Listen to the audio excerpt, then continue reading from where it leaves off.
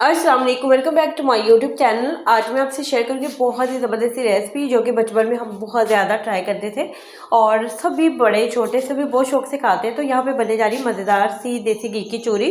तो इसके लिए मुझे चाहिए थी यहाँ 50 से 5 रोटियाँ और जो कि बिल्कुल गर्म गर्म है और थोड़ी मैंने बारीक पतला थोड़ा इसे रखा है। आप चाहे तो थोड़ी मोटी भी बना सकते हैं। तो इसको हमने करना क्या है, कुछ पहले तो दौर में आपको पता है कि हाथों से वो रोटियों को तोड़कर फिर चूरी बनाई जाती थी, लेकिन अब बहुत ही इजी वे में हम इसको बनाएंगे। तो यहाँ पर जो रोटी है ना, एक एक रोटी करके हम इसको ब्लेंडर से ब्लेंड करते जाएंगे।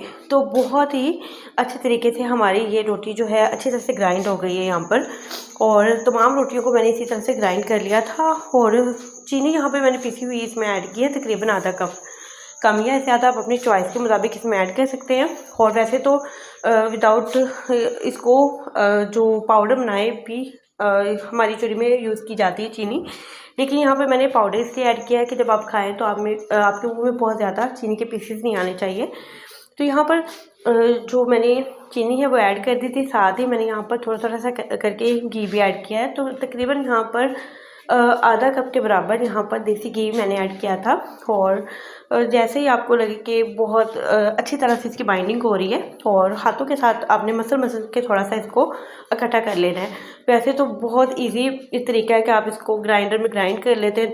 तो बस मैंने यहाँ पर 4 से 5 मिनट लगाकर इसको अच्छी तरह से चीनी को, घी को और रोटी को अच्छी तरह से हाथों से अच्छी तरह से मिक्स किया है, ताकि तमाम जो चीज़ें ना वो अच्छी तरह से यकजान हो जाएं। और जैसे यकजान हो जाएंगी, घी अच्छी तरह से पूरी रोटी में चला जाएगा, चीनी मिक्स हो जाएगी। अगर आपको आधा कप चीनी कम लगती है तो आप थोड़ी सी ज़्यादा भी ऐड कर सकते हैं या इससे भी कम ऐड कर सकते हैं। तो बहुत ही केयरफुली आपने चीनी को ऐड करना है। तो और यहाँ पर साथ साथ मैं घी ऐड करती जा रही हूँ, और मेरा यहाँ पर आधा कप मैंने घी प्रॉपर तरीके से इसमें ऐड कर दिया था और 1 से 2 टेबलस्पून मैंने बाद में भी ऐड किए थे। तो जितना ज़्यादा घी रोटी में होगा उतनी ही ज़बरदस्त आपकी चूरी बनती है, क्योंकि जो घी है वो चूरी पी जाती है। तो थोड़ा थोड़ा करके आपने ऐड करते जाना है, 2 से 3 टेबलस्पून आपने ऐड करते जाने हैं। उसके बाद आपने हाथों से इस तरह से मिक्स करते जाना है। और आप चाहे तो इसको डायरेक्ट ऐसे भी खा सकते हैं, और इसके अदरवाइज़ आप इसके छोटे छोटे से बाउल बना सकते हैं, बिल्कुल लड्डू की तरह आप लड्डू इसके बना लें। तो बहुत ही ज़बरदस्त से यहाँ पर मैंने 5 रोटियाँ ली थी, तो 5 रोटी के हिसाब से मैंने इक्वल साइज़ के 5 लड्डू बना लिए थे। तो बहुत ही ज़बरदस्त से हमारे यहाँ पर लड्डू तैयार हुए थे।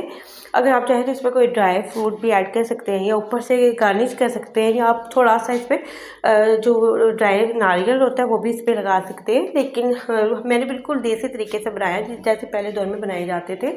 तो बहुत ही ज़बरदस्ती हमारी यहाँ पर चूरी बन के तैयार हुई। इसे गरम गरम खाएं, ये बहुत फ़ायदेमंद है।